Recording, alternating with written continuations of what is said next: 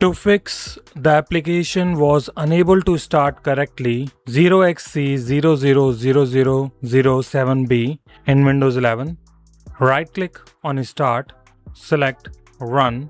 Here you need to type this command avviz.cpl, then press Enter.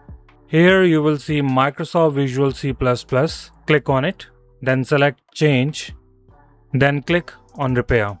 Click on Yes and repair the Microsoft Visual C++.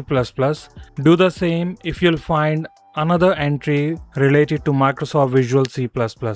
After repairing Microsoft Visual C++ on your Windows 11 PC, click on Start and restart your PC and check if that helps you to fix your problem. If you are still seeing the error message, click on Start, open Settings. On the left side, click on Apps, then select Installed App. From here, search for the application you're facing problem with. Once you'll find the application, simply click on 3 dots and select Uninstall.